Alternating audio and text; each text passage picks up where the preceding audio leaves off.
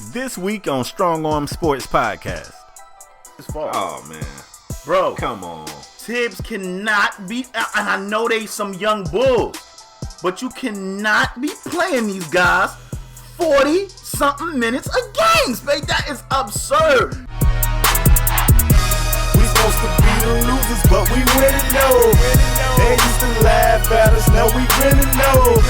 They used to tell me never in my lifetime. I guess they wasn't in their right mind. Underdog. What is going on, folks?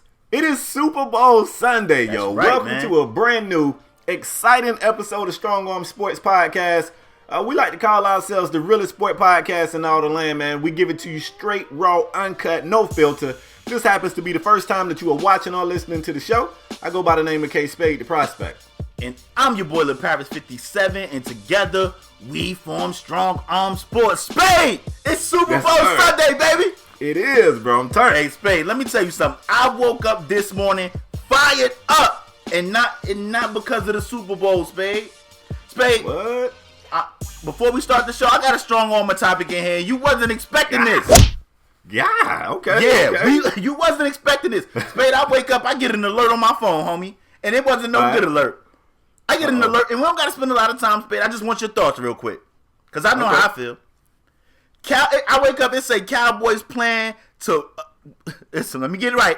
It say Cowboys could be in play for potential free agent Adrian Peterson. Why would the Cowboys want Adrian Peterson, Spade? Talk to your boy, because maybe it's something I don't understand. Nah, it ain't. I'm still trying to figure out why the Cowboys wanted Zeke Elliott. Now, everybody's going to come back and hit me with this backlash like, look at the great year Zeke had. But I just honestly feel like with that offensive line, you can get a back that can be more than serviceable. Let's not forget, Darren McFadden had 1,000 yards behind that offensive line last season without even starting for the entire season. Then they brought in Alfred Morris, who's a more than qualified running back. Then they drafted a running back. Now, I don't know. I don't know, man. That's your team. You tell me what the hell wrong with y'all. Spade, I woke up like, what are you doing? First thing I wake up, I grab my phone, it's buzzing crazy. I wake up, I look at the phone and say, Cowboys want to make a play for AP. I'm like, wait a minute. What's going on? We got Zeke. We just signed Alfred Morris. We still have McFadden. We still got a guy named Lance Dunbar on the squad. What are we doing? I wish I knew. So we want more offense and no defense, Spade. You already know, Spade. I'm interested to know what the supporters think. Let me know if this just a rumor. Am I tripping, or is this a thing? Like, are the Cowboys about to make this a thing? Let me know in the comment section down below. Spade, let's get into the show because I'm fired up this morning. Wait. Now I got a reply to your strong arm. Okay. What if they take Dunbar and they take McFadden and they rid themselves of them and they want to run this two-headed monster of AP and Zeke? You don't like that? Spade, I just think we got a young stud. We got a young stud in Ezekiel Elliott. I mean, He eating.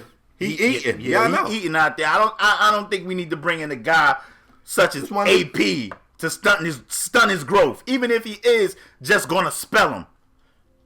And it depends on the price. Which when I seen Alfred Morris on the field last year, he looked okay. Darren McFadden, like you said, 1,000 yards in like what 6 to 8 games last year. Come on, man.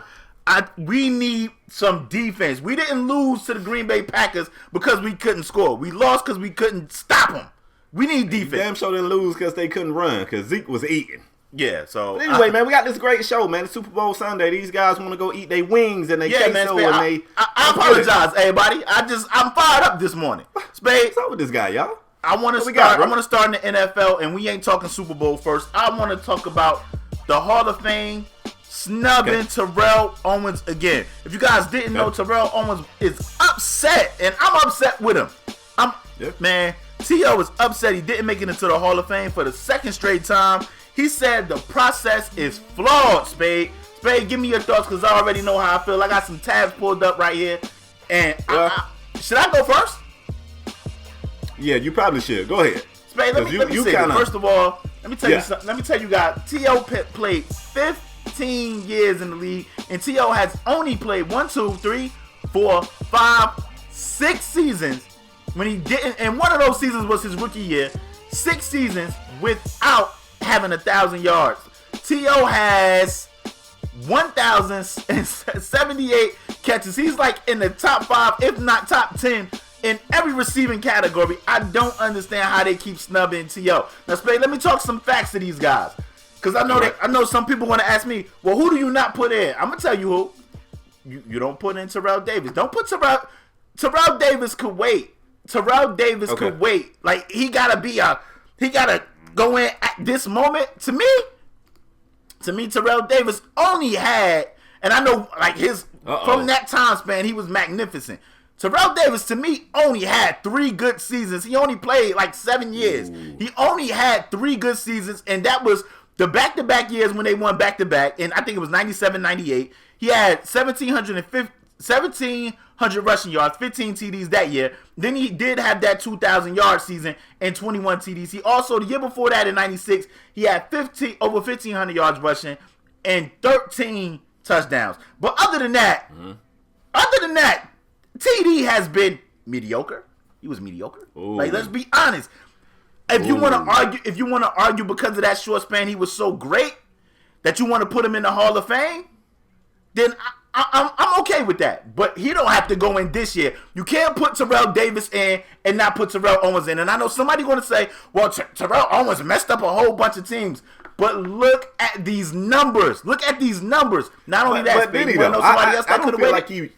I don't think he messed up no whole bunch of teams either. I don't feel like that's the case. Spade, let me finish. You want to know who else could have waited? Kurt Warner. Kurt Warner had those 5 good years? How many years was he in the league? 1, 2, 3, 4, 5, 6, 7, 8, 9, 10, 11. He was in the league for 12 years. Spade. Let me speak on Kurt Warner real quick. Kurt Warner in 99 had the 41 TDs, if I'm not mistaken, he won MVP that year, if I'm not mistaken. Okay. The year after that, 21 TDs, 18 picks. The year after that, in 2001, he had 36 touchdowns, 22 picks. After that, Rams, it was cheeks, and went to the Cardinals, had 11 TDs, 9 picks. Cardinals, 6 TDs, 5 picks. Then in 07, he had 27 TDs, 17 picks. 08, 30 TDs, 14 picks. And 09, 26 TDs, 14 picks. Let's not forget that he went to the Giants and got his job took by a young Eli. Spade. Okay. I'm not saying these guys are not Hall of Famers. I'm saying these guys could have waited and they could have put T.O. in. I think the reporters, whoever vote for the Hall of Fame, do not like T.O. They are punishing T.O. for all the stuff he did in these locker rooms and for him doing sit-ups and curling weights in his driveway. They don't like this dude, so they won't let him in the Hall of Fame. They're trying to punish him. But if you look at T.O. numbers, there's no way you cannot say this guy shouldn't have been a first ballot Hall of Famer. And not only that, if you don't want to put him in first ballot, he should definitely be in this year. It's a travesty. Not to mention, Kurt Warner has 208 touchdowns and 128 picks. Let's be honest, these numbers ain't. I don't want to sound like I'm hating on TD and Kurt Warner because I'm not, but they are. It's a shame what they doing to T.O., bro. It is, but let me tell you something. Let me play devil's advocate for a minute. Now, for one, I think T.O. deserves to be in. Earlier, if I'm not mistaken, some episodes back, you asked me if I thought T.O. would get in, and I told you I thought he wouldn't get in because I knew, I'm not saying ever, but I didn't think he would get in this year because people got this negative stigma of him. They don't really like him. It's unfair, but it is what it is. The flaw that we're seeing in sports, it's not just in getting into the NFL Hall of Fame or the NBA Hall of Fame or the MLB Hall of Fame. You seeing the same thing in all-star games. This shit is a popularity contest. At the end of the day, it's a popularity contest, and some people are more likable than others. But it shouldn't be about that. Should the Hall of Fame be a popularity contest, or should it be? It should not. It should not be about that. And when T.O. says that it's a flawed process, he's absolutely right. It is a flawed process. It should be about your production on the field and your production on the field only. Now, if you want to kind of finagle things with the MLB about whether or not you played in the steroid era or whatnot, and I guess that makes it more complicated. But we don't talk baseball on this show because baseball is trash anyway. Let me cut you off, Spade. Even with the MLB, it don't make it complicated to me because the MLB knew. They knew Mark McGwire and Jose Canseco and all of them was juicing. They knew it. Like, they knew Sammy Sosa went from not having 10 home runs to knocking 60 out the ballpark. What the hell they thought it was? A cork bat? Come on, man. They knew. Hey, I don't know. I don't talk baseball. I don't care what they're doing over there. But my point is, in these sports, it should really be about the production that you make on the field and that only. But it's not, and it probably never will be. And the people in position to make these calls are going to forever abuse their power, which is essentially what they're doing right here with Terrell Owens. Terrell Owens will get in. They're going to do this mess for a year or two, maybe a couple more years. And then when they do grant him what he rightfully deserves, they're going to break him down. He's going to be all emotional that he's finally been accepted by the cool kids. He's going to be up there all snotting and crying, and they're going to feel, validated. Like, look what we did. We let this guy. It's just stupid to me. He definitely should be in. I didn't feel like he would get in this year, and I won't be shocked if he don't get in on the next one either. You ready to move forward? No, one more point, Spade. Go ahead. They let Kurt Warner in, and I know somebody's gonna be like, Kurt Warner had amazing years with the Rams. Let's not forget he had Marshall Faulk, he had Torrey Hope, the greatest show on turf. Isaac Bruce, Torrey Hope. He had what was the little fast dude, Hakeem or something? Oh yeah, the little fast dude in the slot. Come on, man. Yeah. Let's not act like Kurt Warner was out there just. Come on, man. He had some weapons on that. If I'm not mistaken, they had a dude named Williams at tight end. I don't remember the kid. I don't remember the dude first name, but they had a dude named Williams at tight end that was pretty damn solid too. Like, well, to make your point that I feel like you're trying to make, and this is by no means this is no shade on Warner, but if you want to know if you got a damn good system, Warner got his chance because some other quarterback went down and ultimately Warner. Yeah, and Warner lost his job because he went down and Mark Bogus stepped in. And so, I mean, the greatest show on turf was just that. Like, you could kind of plug in and plug out whoever you had at QB, and that was proven. Not to mention, Mike Marks had this new system. He was the OC, then he took over at head coach. Baby, we can move on in a few. We can move on. But Mike Marks was the OC. After Vermeil left, I think he retired. Marks took over, and they were still out there just putting up amazing numbers. So, let's not... Come on, man. I'm not saying Kurt Warner don't deserve to be in. I'm saying he could have waited. That's what I'm saying. And the voters should know that. All of this stuff we saying is factual stuff that you can look up. I know the Kurt Warner fan club is going to jump in the comment section and say, you guys are being disrespectful to Kurt Warner. That's how I feel like they're going to sound right now, players like that. But anyway, the stuff that we're saying you can look up. That's no shade on Kurt Warner. That team plugged in and plugged out several pieces at quarterback, and it didn't really hurt the production of that team. But LaParis is kind of fired up about that. I got something I'm pretty fired up on. I want to move forward. You ready, bro? Really? Let me hear it. Let's go. Now, you guys know, man, I'm born and raised in the state of Georgia. I don't really love Georgia teams because throughout my life, I've seen our stars not get treated like stars and ultimately get shipped on when they start to decline a little bit. And Atlanta's never been that place where we allow our heroes to retire heroes here. I never liked that. I'm still salty about the Dominique Wilkins, Danny Manning trade. But anyway, I want to talk about Mike Vick. Mike Vick retired this week. I'm a Mike Vick fan. I know that Mike Vick did some things outside of football that is not good. I know he made his fair share of mistakes on the field. I cannot forget him shooting a bird at fans in the Georgia Dome. I know Mike Vick made his fair share of mistakes. I'm not here to judge that man on his mistakes. I don't play that role. Mm-hmm. He wrote a very long, thoughtful letter to Atlanta, the city, and how he talked about how the biggest mistake he felt like he made, how he knew he messed up when he went to prison was when he realized that he was no longer the starting quarterback of the Atlanta Falcons. He felt like that was the thing that he was the most proud of. And I feel like that's the thing he should have been the most proud of because let's face it, Vick became the face of a franchise in a day and age where it was pretty damn tough to be a mobile black quarterback in the NFL. Let's keep it a bean. Now, we saw Randall Cunningham, and other than that, we really didn't see that type of quarterback. You saw your Warren Moons and your Dante Culpeppers, but these guys would move if they had to move, but ultimately they was pocket passers. Vick came around and revolutionized what we had seen. And he didn't fit the mold. He had the cornrows. He was kind of, he was the Allen Iverson of football. Everything that Allen Iverson represented with the 76ers, Mike Vick represented with the Atlanta Falcons. He wanted to retire a member of the Atlanta Falcons. I feel like he should have been granted that opportunity. Sign him for a day. Let that guy retire Atlanta Falcon. Okay, the Atlanta Falcons chose not to do so. They focused on other things. They trying to go and win a Super Bowl today. I'm cool with that. What bothered me, bro, and I know somebody gonna say this don't represent the opinion of most, but I know that it does.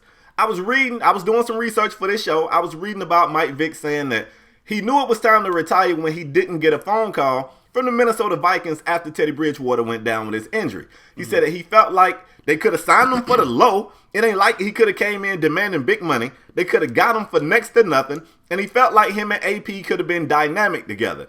But instead, if you guys remember, the Vikings had a crazy trade. I think they gave like a first and like a fourth or something for Sam Bradford. And he said he knew at that point it was time to hang it up. At 36 years old, he knew that was his, probably his last opportunity. He really felt like he could have helped that team, and he was excited for the opportunity to.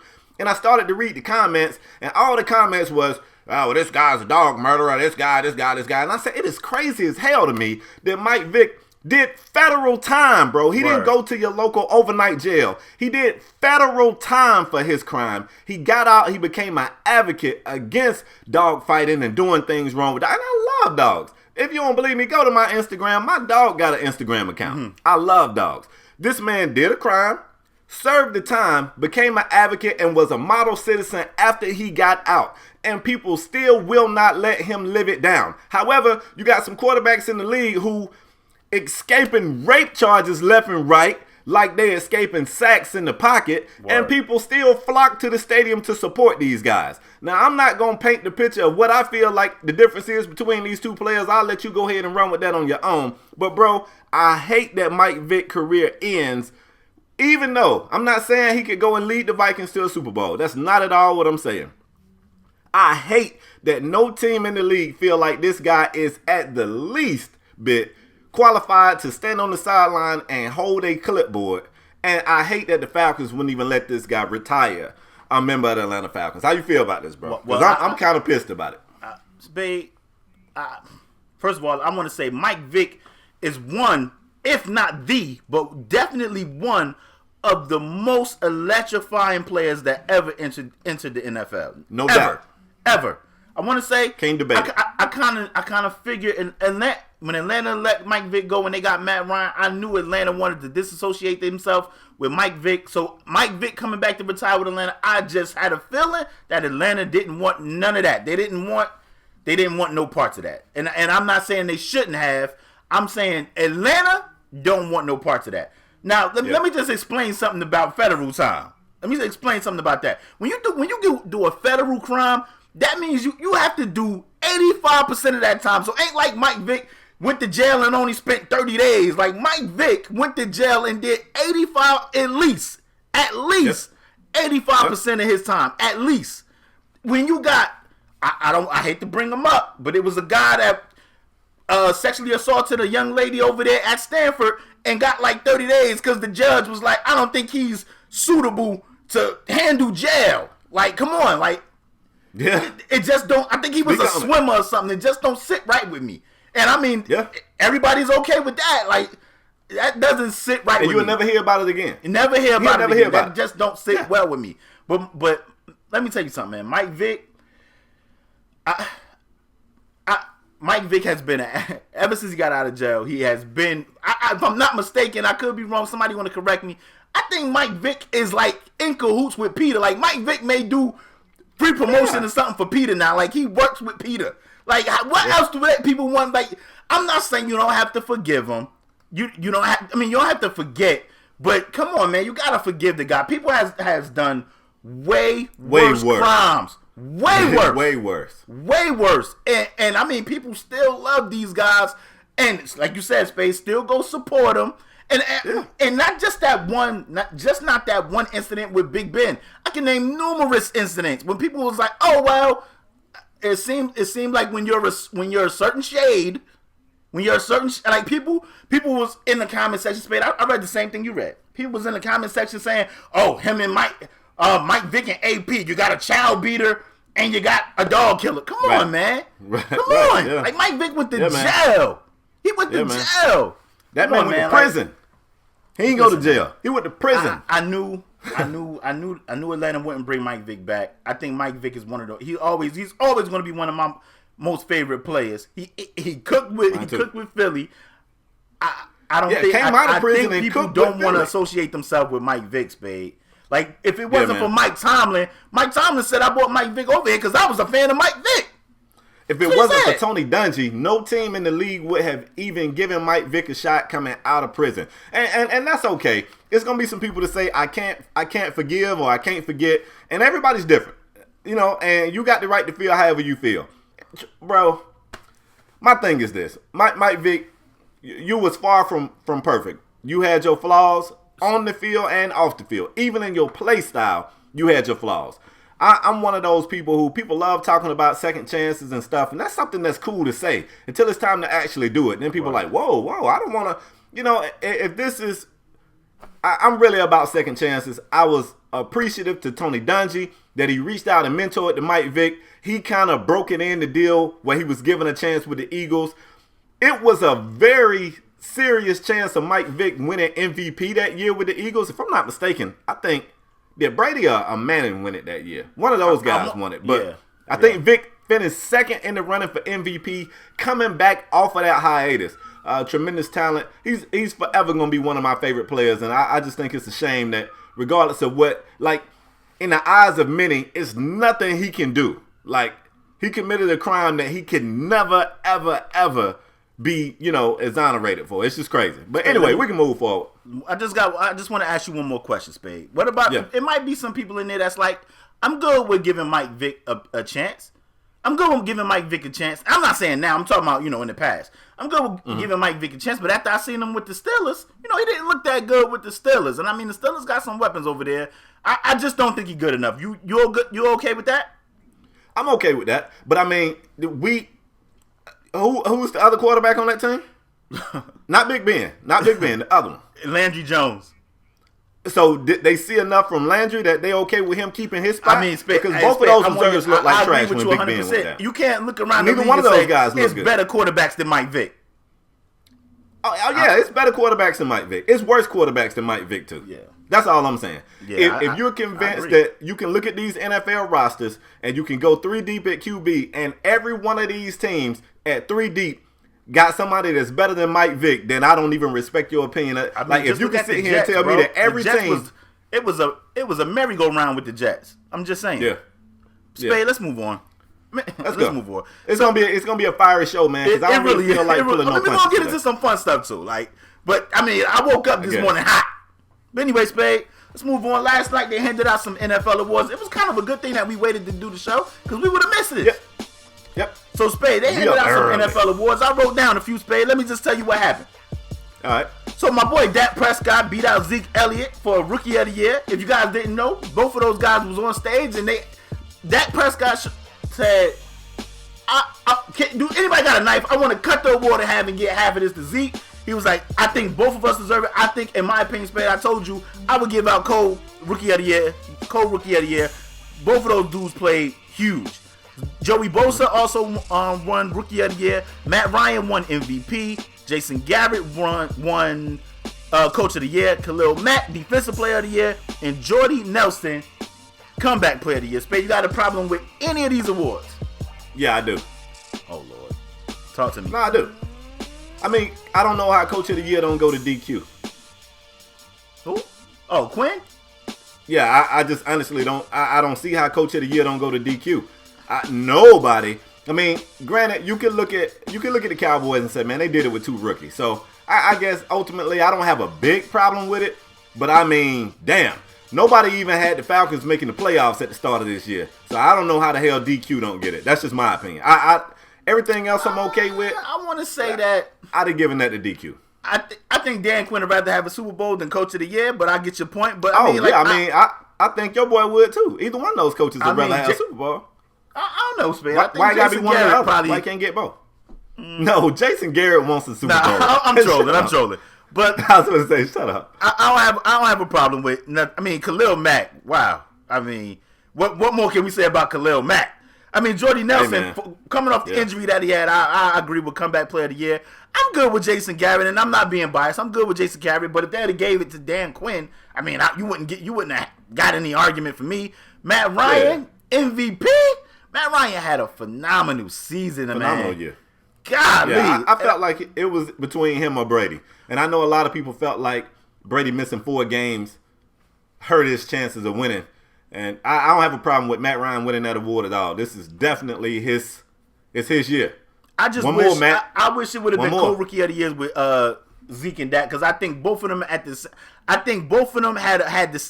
equal amount of impact for that team. I understand quarterback. People love quarterbacks, so it's all about the quarterback. So I think that's why I edged them out. I think I read something that Dak Prescott, like for a rookie quarterback, he had the best percentage and best touchdown to interception ratio ever, like in NFL history. So I guess that's why they gave it to Prescott. And I mean, Joey Bosa, Spade, for him to miss them couple of games and miss camp, Joey Bosa is a stud, bruh. Missed the first few games. Yeah, Bosa looked like a true stud, and it's crazy. Y'all know I don't really like saying good things about Buckeyes. But Bosa looked like not that. only that, he looked was like that the real lone deal. bright spot in that San Diego defense. Like, when you watch the Whoa. San Diego They also game, got the human hit stick. Hold up. Don't. Uh-oh. They Who got you the talking human about, hit stick, Denzel? too. Denzel Perriman. Oh, my from the gosh. U. Spade, From the but U. when you watched I see you, Denzel. a Charger game, Bosa popped off that screen like. Bosa, he popped you off better that find screen. him before you say hype. Yeah, you better find him. Yeah, man. So, Yeah. I mean, I'm actually good with the list. I want to know if the supporters have a problem with any of the awards that was given out last night. Let us know in the comment section down below. If you think somebody else should have won MVP, Rookie of the Year, Coach of the Year, Defensive Player of the Year, or Comeback Player of the Year, leave your comments down below. All right, bro. I guess we can get to some NBA stuff. I'm not as let's get pissed it. off about the NBA stuff. Okay, let's get it. Football stuff kind of had your boy tight, but Yeah. I'm in a better mood over here in the NBA. Let's go over to the Western Conference, man. Let's talk Zach Lavine.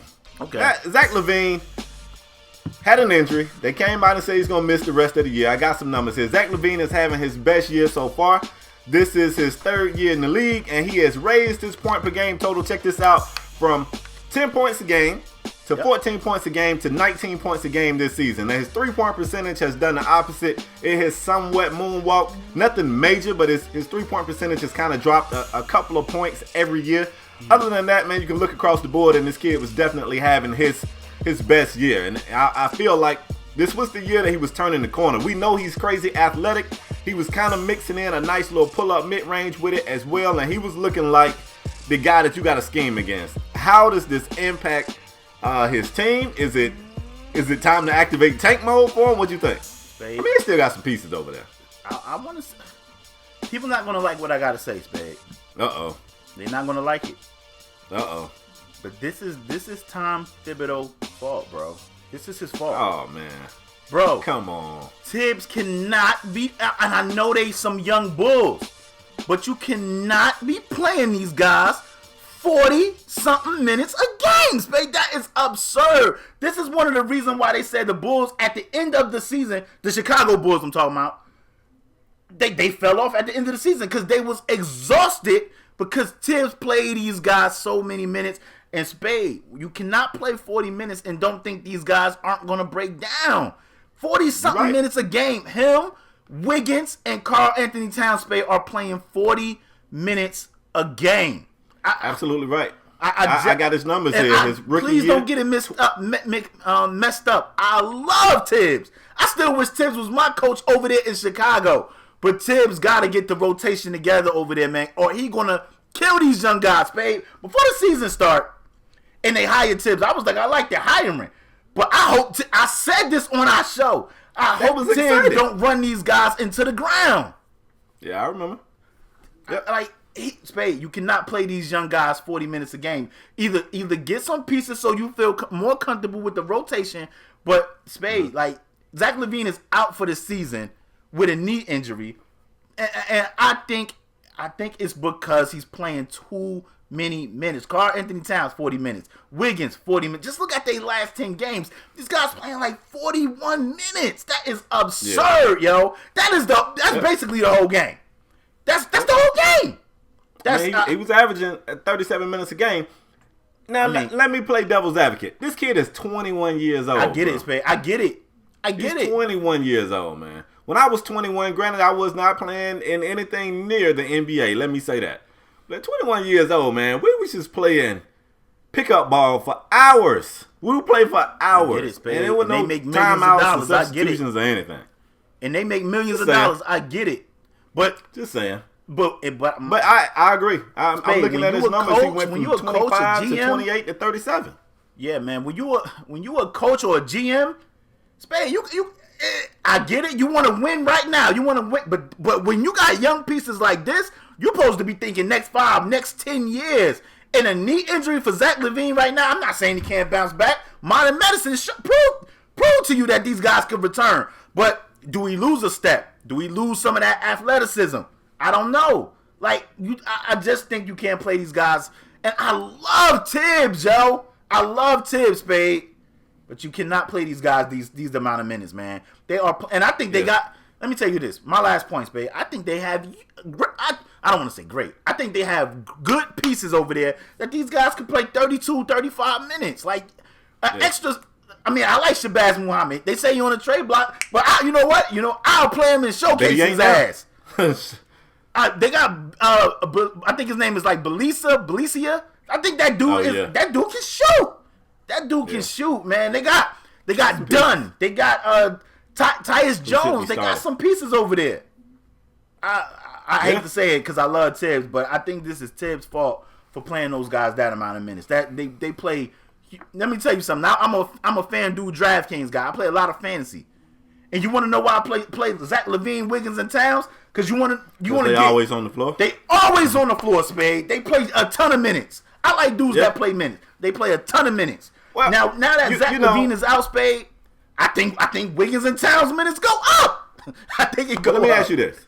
That's what I was about to ask you. Do you feel like you think Tibbs is going to take a different approach after this injury? Because, hold on, this whole thing right here with him playing guys a lot of minutes and quote-unquote running players into the ground, that was well known about him when he was searching for this job. Not only did the GMs and whatnot over there still want this guy for the job, but I remember Wiggins and these guys being excited. They was like, we are excited to play for him. So they knew what came with Tibbs. And nobody, I'm just playing devil's advocate here. I don't want y'all to kill me here. But I'm pretty sure Lavine wasn't complaining about the boost in minutes because it was boosting his production. He's having his best season. Hey man, basketball players want to play basketball. Most of them, it's these guys out here that are like, I need rest and I need a day off. But I want to be able to walk when I got grandkids. Yeah, but basketball players for the most part, they want to play basketball, so they'll play. Yeah. Even when I was a fan of KD, man, play basketball in the summer at the Drew League or whatever. Like KD, he a basketball player. He just want to play basketball. I get it. Right. So I'm not saying Zach Lavine was like, oh my God, Tibbs is killing me. He a basketball player, and they probably like, yo, we young. I want to play all the time. I want to play the whole game. But somebody got to be like, yo, I get you want to play the whole game, but we got to think 5-10 years down the road. I hate to bring up a baseball thing. But the Nationals have a pitcher named Strasburg that's like, yo, you want a pitch count? You are our ace. You want a pitch count? You get the 100 pitches or whatever the number is. We got to take you out. It's kind of the same thing Philly is doing with Embiid. Embiid took Philly to an overtime game. One game I was watching, and he hit his minutes as soon as overtime started. He hit his number, and they was like, yo, you got to come out. Embiid was mad. He kicked the chair. He punched the chair. He was mad. But you know what? Philly is like, yo, it's bigger than right now. It's bigger than right now. We need this dude 5-10 years down the road, and I wish Tibbs realized that because I think Tibbs is a phenomenal coach. He's a defensive guy, and I think he could turn that team around. But Zach Lavine going down definitely hurts. Let me just throw this in before we move on. Also, for those of you listening, I don't want to say it's Tibbs' fault. He is definitely playing this guy more minutes than he's ever played. Just for contrast, 30-something-year-old LeBron James is playing about 40 minutes a damn game too. And I just want to throw that out there. I just want to throw that out there. LeBron old ass is playing 40 minutes a game as well. Which is absurd. Get Bron to play. But Bron complains about the minutes, but they say come game time, they can't get Bron off the court. Yeah. So once it goes back to what you said about, ball players want to play ball. Bron complains about this only because he wants to get more people on that team. They said that Lou can't get him off the court. If Lou try to pull him out the game, Bron ain't coming. Unless Bron want to come. You know that shit might result into an L. But moving on. Spade. Gotta take it back. Gotta take it to La La Land, not the movie either. Gotta take it to La La Land. We're talking Los Angeles Lakers. If you guys didn't know, Magic Johnson signed on to be an advisor to the Lakers. Spade. He's an advisor to Jeannie Buss. You know, she's the owner of the Lakers. Spade. Like, is this a big deal? Is this a thing? Should we even be talking about this? Like, can Magic Johnson help this team? If you guys didn't know, Spade, before you go. Last week, it seemed like old Lakers, well, not really old Lakers, but old Lakers want to come back and get the team right. Kobe Bryant said last week, he said, man, if the Lakers want my help, man, I'm a phone call away. I'll be there, man. So not only do Kobe Bryant want to help the Lakers, but they got Magic Johnson as an advisor to Jeannie Buss. Spade, is this a big deal? I think it is. I mean, it's no secret that Jeannie and her brother don't necessarily see eye to eye. Mm-hmm. I think they both have, some control over that. I even was reading somewhere. I couldn't find it this morning when we was preparing, but I was reading something somewhere about whether or not Jeannie's going to have to buy her brother out or something like that. So, yeah. I mean, it's a lot of people that want her to because they think the brother is the one messing up the organization. Right. So here's the thing. If you got Jeannie and you got, what is the brother's name? Because I can't even think of it right now. I want to say Jim Buss. I want to say Jim Buss. Yeah, I think it is Jim. I don't know. Anyway, Jeannie and brother Buss ain't necessarily seeing eye to eye. They don't always agree.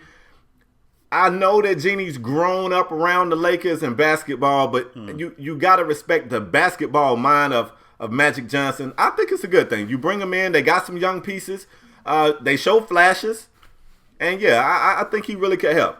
I'm talking about in the decision making of things, of what free agents to go after, whether or not we need to part ways with this young talent we got because he's a cancer in the locker room. I'm not saying he is. I'm just throwing scenarios out there. But yeah, I think it can help. I think it can help. Let me ask you this. And he's passionate about this team. I don't know. And the reason why I say that, and that's no knock on Kobe. And don't get me wrong, Magic was great. But their personalities are different. Yeah, they motivate different. They see things different. And I kind of feel like Kobe, a lot of times when you see players like Kobe, who was just a fierce competitor, I don't know that Kobe can not see from his perspective. Kobe going to be like, just do it. Just get it done. I don't know if he'll realize that all these guys can't do what he used to do. You suck. Like, what the hell was that? Score 81. That's what I did. That might not be the move with these young guys. Yeah, I don't know. I don't know about Kobe. I mean, I definitely like Magic Johnson. I don't know. I definitely like Magic Johnson. Man, let me tell you something. One thing Magic Johnson has been as a businessman is successful. So whether that's him being, I mean, they didn't get into details about what he's going to be advising about. So we don't know if it's basketball operations or just the business. I would assume it's personnel. I would hope. Yeah. I would hope it's personnel.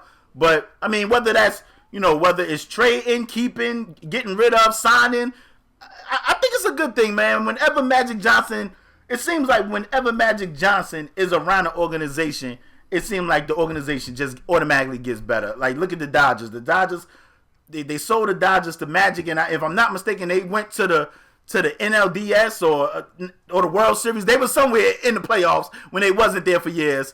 And I think Magic Johnson has an eye for talent. I think Magic Johnson could. I don't want to say, man, Spade, we had a conversation in the party the other day. Let me tell them. And people were saying that they think in a couple of years the Lakers, or next year, the Lakers will be a playoff team. I don't see that.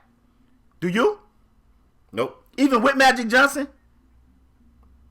I doubt it. I don't think so either, especially in the West. Right now, you look at the Blazers. The Blazers are down. But, I mean, Spade, I talked to you the other week, and I said, man, look at the Utah Jazz record. I was shocked how good the Utah Jazz is playing. Like, they are playing great. Like Hayward and Gobert. So, let me tell you something, man. I like them getting Magic Johnson, but I don't think I don't see the Lakers making the playoffs. Maybe in the next 3 years. And I know Lakers fans going to be in there like, oh my God. Yeah, I'm not going to say it's impossible. They still haven't gotten a return on investment on Brandon Ingram.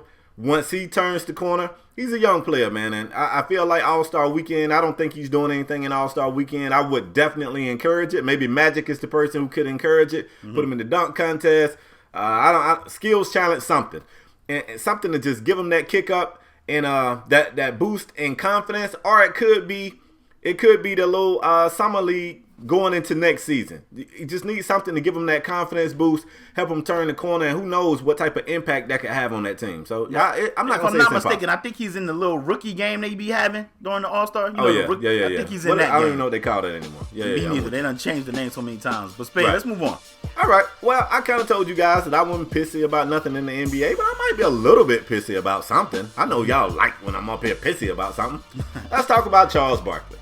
Charles Barkley and LeBron James been all in the news for this past week about some comments that Barkley made about LeBron, and then LeBron fired back, but he didn't fire back necessarily with basketball stuff. He went at him about all kind of personal stuff, and I think that LeBron wanted Barkley to get all mad and go back at him, and Barkley said, yeah, most of that stuff is true. And he left out the fact that I failed this one class and I lost this. He was like, yeah, I have made a lot of dumb mistakes in my career, both on and off the court. But I have a job here, and my job is to give my opinion on people, and I gave my opinion, and I don't feel like I was unfair. So when I read his comments, I wasn't really sure, but I got a chance to go back and watch the actual thing with him talking about LeBron, and I don't feel like he was disrespectful at all. He said LeBron says he's the best player on the planet, which he is. Barkley said he is the best player on the planet. He's got Kyrie Irving, who's an all-star. He's got Kevin Love, who's an all-star. He's got Tristan Thompson, who's a tremendous player, and he's got some role players around him, and I feel like he should believe if he's the best player on the planet with that kind of talent around him, he should be ready to play against anyone. He should feel like they got the chance to beat anyone.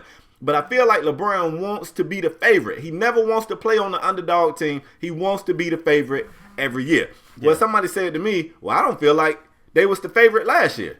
Well, I think you could kind of say they were, because the Cavaliers went into last year's finals feeling like if they didn't lose Kyrie and Kevin Love the previous year, that they would have won that one. So they had everybody back healthy. I don't care if Vegas said they wasn't the favorites. They felt like they was at least equal playing field, and they was able to go out there and clutch out that finals win. Probably had something to do with Draymond Green kicking people in the gonads, but at any rate, they at least felt like they was on par with them. After the offseason, when the Golden State Warriors picked up Kevin Durant, it is obvious that LeBron James don't feel like they're on par, and he's got an issue with it. And I feel like Barkley's comments weren't out of line. I don't feel like they were below the belt. But what I want to talk to you about, and the listeners and the viewers, after Barkley's comments and after LeBron's comments back to him, it's this huge, rally of all these different NBA players and even some other analysts, and everybody's like, yeah, I'm glad he got Barkley. I'm sick of Barkley's mess. Yeah. All these people coming out of the woodworks.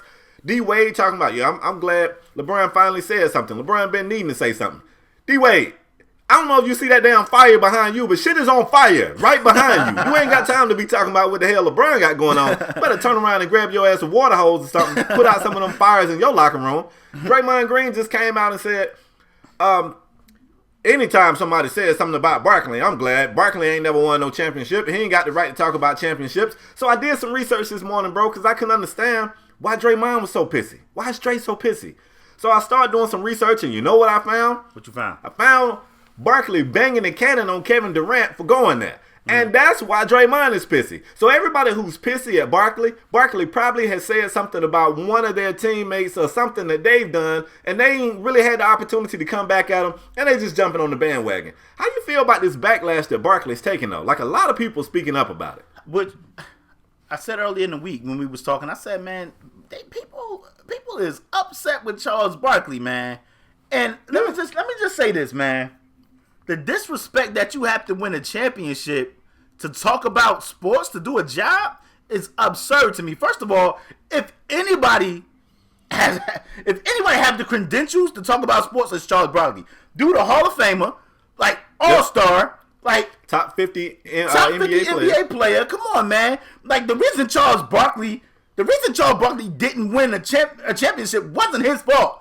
Charles Barkley, I mean, Michael Jordan, it seems like I say this on this show so much. Michael Jordan stopped a slew of players from winning a championship. Like Pat Ewing, who we consider a great big. Like Pat Ewing, numerous guys. I think Gary Payton got one with Miami. But Karl Malone, John Stockton, a lot of guys didn't get championships. A lot of great NBA players didn't get championships because of Michael Jordan. It is just absurd that Draymond, like, that is straight disrespectful. It's disrespectful. It's stupid. It doesn't even make sense. Because if Barkley can't talk sports, we might as well shut our shit down. Yeah, we might as well just hit delete. It's crazy. I mean, and last time I checked, we was the top 60 most downloaded sports podcast. So somebody liking this. That's facts. But I'm gonna tell you the crazy thing. You can't.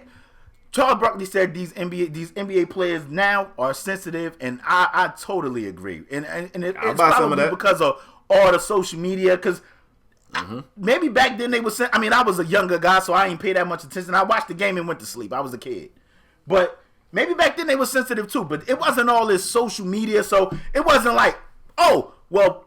Let me just say. I mean, let me just say, Larry Nance, who was an NBA player back then, said something about whoever.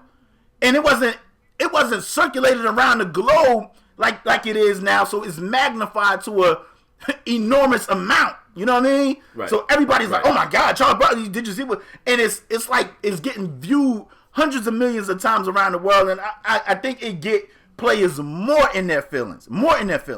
But I totally agree. I think these players are extremely sensitive. Like Draymond Green. I'm also upset with what Draymond Green said about Charles Barkley than what anybody said about Charles Barkley. The notion that you got to win the championship to talk, then they might as well give Mark Madsen or Adam Morrison Charles Barkley job. You'd rather hear from them because they got rings. Yeah, I mean take Ernie off that shit too. Just put Madsen and Morrison and just give them their own show. Yeah, man. Give them their show. The Madsen and Morrison show. Get them Eminem. Hey, we just pitched y'all an idea, damn it. I want some payback on it. I'm just saying, Spade, just because you got a ring it don't mean anything, man. We got guys like Dan Marino, never won a ring. Considered one of the best quarterbacks all time, man. Like the just best saying, quarterback. Oh, you don't have a ring. It's stupid. It's dumb. Come on, Draymond. And I like Draymond Green, but come on, Draymond. Come on, man. I'm trying to think of who it was. Go ahead. It was another analyst that said it was another analyst that spoke out on Barkley. Oh well, for starters, this ain't who I'm talking about. But even Shaq was like, "Well, you said that he don't have the will to compete, and that's what pissed him off, and that would have pissed me off too. And I'd have came up here and I'd have punched you in your face." And of course, Barkley shut it down and said, "First of all, you're not a good fighter. You need to find that clip if you haven't seen it." Because Shaq was sitting over there looking with, the lemon booty face. He was like, he was just looking stupid as hell when he said, "First of all, you're not a good fighter." But the problem that I got with it, and then I'll be quiet. He didn't say anything out of line. I don't even feel like he said anything that wasn't true. But you can debate whether or not it's true or not. But he's paid to sit up there and give his opinions of on-the-court matters. Probably in some cases they going to want him to talk about off-the-court matters. But he spoke on the court matters. I don't feel like he was disrespectful at all. And he's getting all this backlash. On the flip side, you can rewind back to when you had another sports guy whose name I won't calling a grown-ass man with wife and kids, Christina. They was calling this man Christina Bosch. And what was the whole league firing back? Like that's what's out of line. That's who should have got their ass kicked. Not only that, he called them Chris Bosh, like Bosh Spikes. He called them Bosh Spikes. Come on, man. Yeah, man. I've seen him. God, I can't think of the guy that Stephen A used to go at, but he used to go. Man, they got players that they pick on. They don't have nothing to do with their basketball skills. They target these guys and they pick on them. And you don't see all these people in the league like, hey, man, this a grown man with kids. You don't need to do that. That's disrespectful. Nobody spoke up. But now everybody mad at Barkley. Like, take a seat. If you didn't say shit back when they was going at those other guys, don't say nothing now. Have a seat. And D-Wade, you put out the fire. If anybody has been qualified to talk about sports, at least basketball, it's Charles Barkley. That dude has been in them trenches. So... Now Barkley could. You could say he don't have a ring all you want. Let me tell you, it wasn't his fault. Like Charles Barkley was a beast. If you don't know, let me tell you, Charles Barkley was a beast. He was a beast. Now, I can But do I wanna without say kudos Barkley to Charles talking Barkley, race. Spade. I want to say kudos to Charles Barkley for taking it on the chin. He said, I'm not going to get personal with LeBron. LeBron said some things about me. He said, I'm okay with it. Like, he said it. I made some bad choices in my life. I'm not going to get personal with LeBron. I'm not. Yeah. He said, everything I will never get personal with a player. I will always keep it basketball. I want to say kudos to Charles Barkley, man, for being a bigger person right there. Because I'm pretty sure if he wanted to, he could have. Yeah, maybe. All right, what else we got? Spade, let's move on to the pick'em game. Y'all already know Spade won last week. I think he up one because he picked the AFC. We kind of made a side bet about which running back would get in the end zone. Neither one of them got in. I want my pizza. Neither one of them got in, so he don't get the pizza, but he did win because the AFC did beat the NFC last week. But I should get a pizza. He's up one, but I think we even. Check the tape. Check the tape.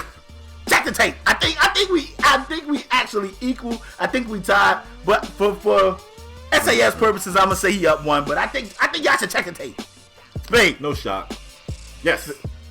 We gotta talk about the Super Bowl, bro. So it's your Atlanta Falcons. You done hopped on the bandwagon, the ATL bandwagon of the Atlanta Falcons versus the New England Patriots. Spade. Who you got and why? Well, first of all, I have not hopped on the bandwagon. But I have to admit, I was talking to the homie QJB. We was talking via text, and he said, man, I know it's crazy around there. And I said, I'm not even a Falcon fan, but the buzz that this is giving the city, it's nice to see, man. I'm driving yesterday, and I'm passing, like, little random huts or kiosks. They just throwing them up on the side of the road, and they calling it, like, Super Bowl. I don't know what it was called. Something like the Super Bowl stop. It just, you can buy all kind of Falcons gear, hats and foam fingers and flags to stick on your cars. Cars is whizzing by with 18 Falcon flags on them shits. I'm like, look at this city. It's just crazy around here. Falcon hat? Nah, but I do have an Atlanta Hawk hat. I don't own any Falcon gear if somebody want to send you boys. So I take a Mike Vick jersey. Matter of fact, I got on a Hawk hat. That's still Atlanta, right? You getting Falcon gear? If somebody send me some Falcon gear, I'm not gonna see you next week with a Atlanta Super Bowl hat on, am I? If somebody send that guy here, I'm rocking it. Believe that. And I will take a Mike Vick jersey if somebody got one. Spade. But anyway, who you got? I did my research. Don't you rush me. Do not rush me. I did my research. I did my study, and I kind of spoke on this in a video. If you guys don't know, I also got a gaming channel. But anyway, in my studying, everything I found pointed to the Patriots winning this game. They got more experience. They've got the better defense. Even though the Atlanta Falcons had the #1 offense, Patriots offense wasn't far behind. Even though Matt Ryan just won the MVP, Tom Brady was on his heels like a sock. So even though it's a slight drop-off offensively with the Patriots, it's a huge drop-off with the Falcons defensively. They're playing without their best cover guy in Desmond Trufant. I'm hearing that their center, Alex Mack, is having some type of issues. He's not going to be at 100%. All of my studying points to the Patriots. But I got this gut feeling. And I don't know if I should listen to my gut or my studying, but my gut feeling is telling me that the stars are aligned for the Atlanta Falcons. And I don't know. I kind of feel like the Falcons are going to do it. I think this is their year. I think Matt Ryan caps off this amazing season with a Super Bowl win. DQ gets revenge for them not giving him Coach of the Year. DQ. Give me the Falcons, bro. Give me a score. Everybody's expected, it is expected that this game is going to be over 60 points scored between the two teams. I don't know that I don't think it's going to be that high scoring of a game. I got it being, give me 28-17 Atlanta. Well, Spade, let me start off by saying I want Atlanta to win. Oh, here come the bet. I want Atlanta to win. Because I'm just tired of the Patriots. I'm tired of the Patriots. I'm tired of them being in the playoffs. I'm tired of them being in the Super Bowl. In the playoffs? I'm tired of the Patriots. But I think the Patriots are going to win this game. It's this stat out there about teams in white uniforms and playbooks missing and the playbooks was missing and Bill Belichick, excuse me. Wow, Bill Belichick, that's what we doing, bro. You give Bill Belichick remind me of one of those coaches like a Nick Saban. Wow. You give him this long to prepare, and I think that is at the other team's discretion. I don't think that Spade, like that hurts Atlanta. You gave Bill Belichick damn near 2 weeks to prepare. If not, 2 weeks. 2 weeks to prepare. He's had 2 weeks before and lost, though. I mean, he has to the Giants, but I damn sure don't think that the Giants. I damn sure don't think Atlanta has a pass rush like the Giants had. That like you gotta be able to get after Brady. And Vic Beasley said he's up to the challenge. Listen, bro, I want Atlanta to win. I do because I'm tired. I feel you. I'm with you. I'm tired of New England. I'm tired of New England fans. Like people hate on the Cowboy fans. You don't want to know who more annoying? Boston fans. Boston. You got to say Boston fans. People that like New England and the Boston Celtics and the Red Sox. Like I'm tired. It's a photo finish. Say it again. It's a photo finish. Y'all about to tie. I think they overtook the Cowboys, but I'm just tired of New England. But I think they're going to win this game, man. And I hope I'm wrong. And I got the score being something like 31-27, 31-27, something like that. So you got it basically being 60 points. Yeah, 31-27.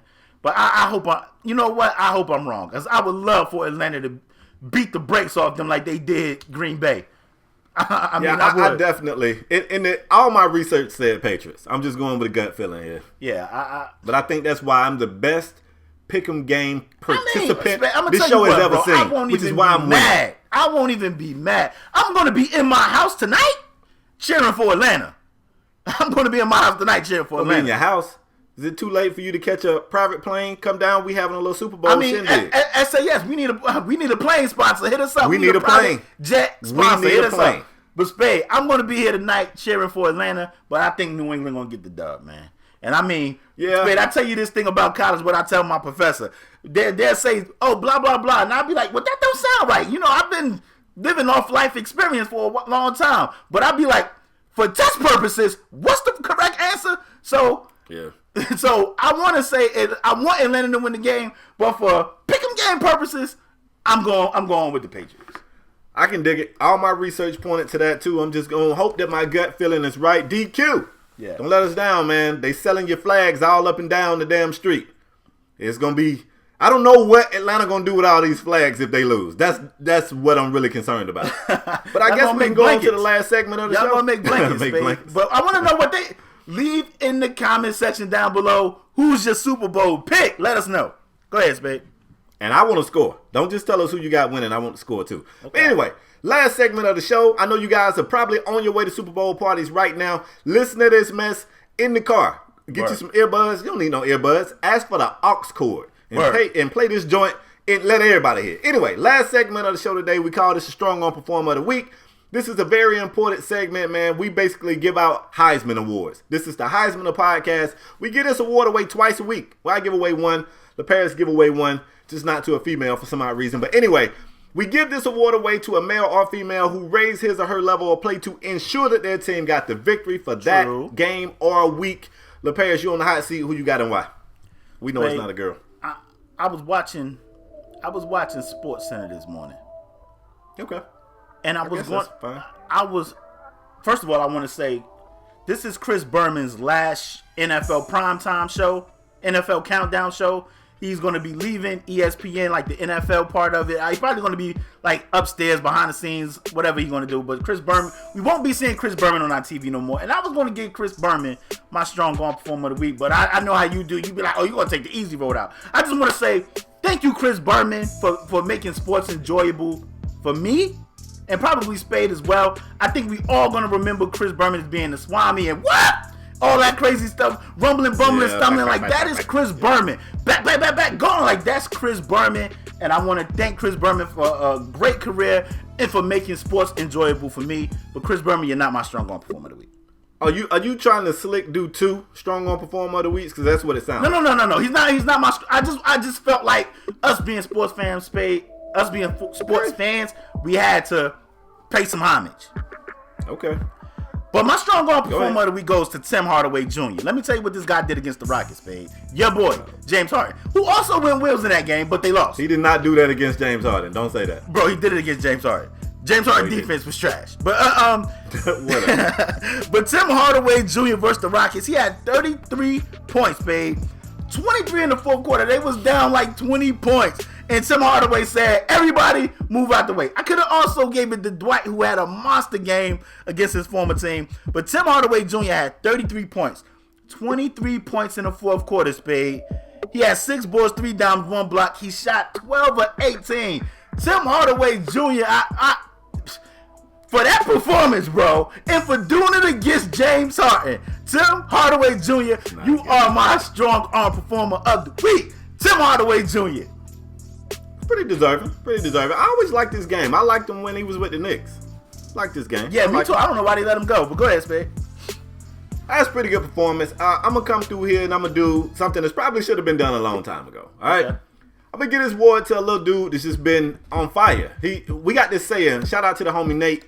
We got this saying by seeing the ones and the zeros. If you guys ever watched the movie The Matrix, once Neo actually could, once he was the one, when he looked at people, he didn't see the people, he saw the program. Yeah. Like this guy seeing the ones and the zeros, man. I want to go out to Boston since LaParrish just went hard on y'all in the last segment. I got y'all back.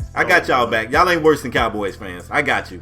I want to give this award to IT, man. Isaiah Thomas, who I like the dude anyway, because I feel like he got that me against the world mentality because he's about this tall. Like, make sure y'all can see, he about that tall.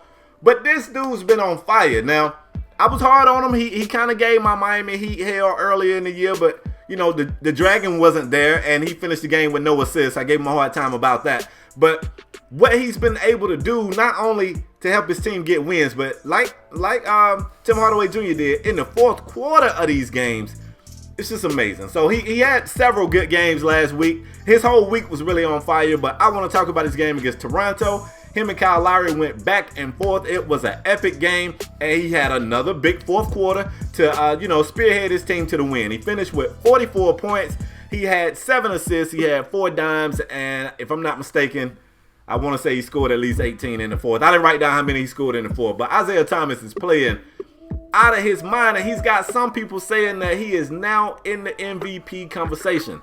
And for that performance, Isaiah Thomas, you are my strong arm performer of the week. First time I've ever given it to a member of the Boston Celtics, I think. That dude is a beast, man. Well deserved. He is seeing the ones in the zeros. Like, he get it. See the program. Like, yeah, he turned the corner. Yeah, that kid is playing amazing, man. So shout out to him. He is. Well deserved. Let me just say this, man. Spade, I'm gonna wrap the show. I want to say it's been a fiery show. We got a lot of things off our chest. Like I said, I woke up hot. Yeah, me too. But I want to say thank you guys for tuning in. As usual, if you new here, bang the subscribe button. If you're a regular here, hit the like button and take 2 seconds. If you don't want to see 2 dudes arguing in a box, man, we got audio podcasts everywhere. SoundCloud, UPodOmatic, iTunes, top 60 on iTunes. We can't thank you guys enough for that. I want to say it's Super Bowl. Today is the Super Bowl, final game of the NFL season. I want you guys, if you old enough to drink responsibly, have fun, enjoy the game, please drive safe. Because around this time of the year, just like New Year's, people get crazy because they out at these Super Bowl parties. So drive safely, everybody be smart. Spade, you got anything else to add? I do. Look, a lot of y'all gonna be going to Super Bowl parties. You know what you find at Super Bowl parties? Sports fans. You know what sports fans do? Talk sports. Right. So if you find yourself at a Super Bowl party with sports fans talking sports, tell them about Strong Arm Sports Podcast, man. Word. Tell them about us. Word. That's all I got. Can't thank you guys enough for your continued support, man. Got up early for y'all. Y'all know I don't get up early on the weekends. He really don't. But we got up early for y'all. We want to thank y'all for your continued support. We'll see you guys next episode. We out. Enjoy the Super Bowl, man. Let's go Falcons. But kind of let's go Patriots. So I can win. We'll see you guys next episode. We out. Peace.